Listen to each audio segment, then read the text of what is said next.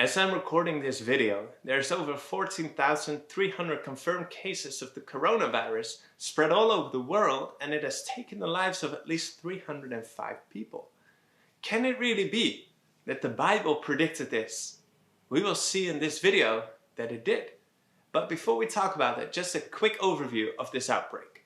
The new strain of coronavirus continues to spread from China. Worldwide, more than 14,000 cases of coronavirus have been confirmed. Now, a short time ago, the World Health Organization declared the outbreak an international public health emergency. The coronavirus death toll rising.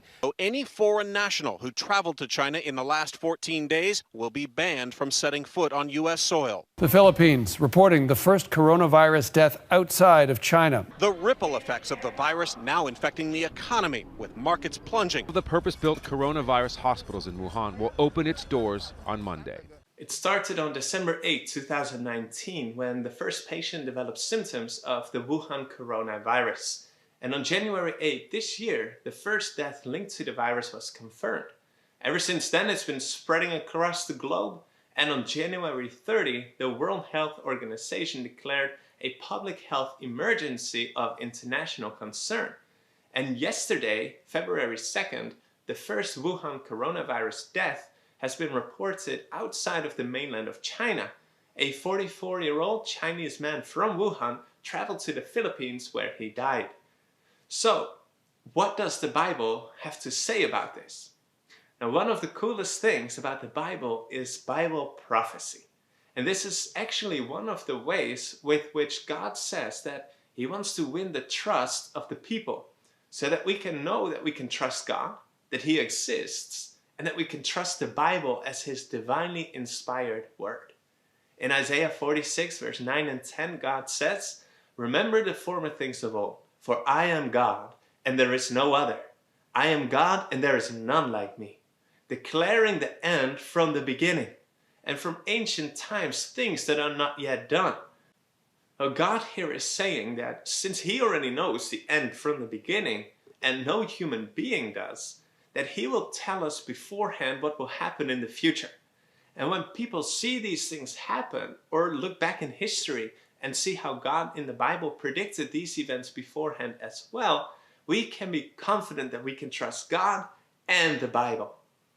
An example of one of these amazing prophecies is the one in Daniel chapter 2, where God predicted the rise and fall of kingdoms over the course of 2,500 plus years. Even events like Brexit have been foretold in this prophecy.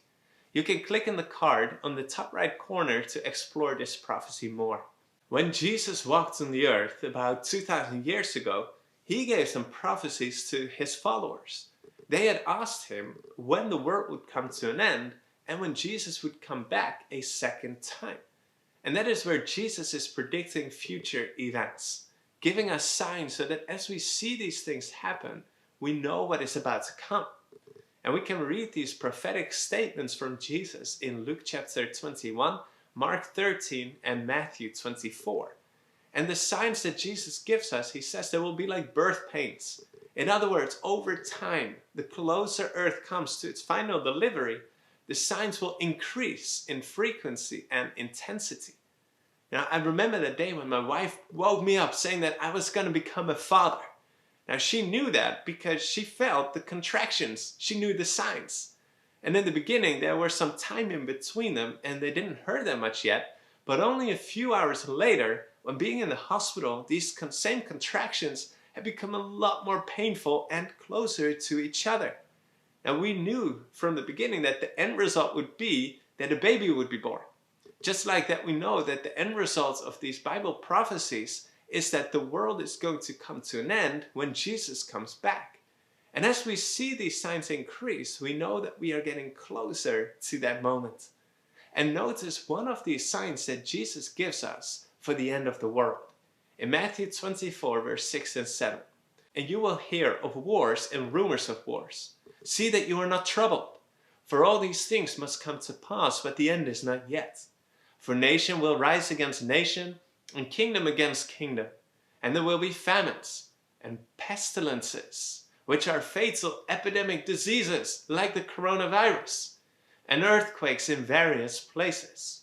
So 2,000 years ago, Jesus made the prediction that in the time before he would come back, the world would not be free from disease and outbreaks. Despite the modern efforts being made by the medical world, new diseases and outbreaks still take place. And the Wuhan coronavirus is just one of these examples of how we see end-time prophecy like this being fulfilled in front of our very eyes.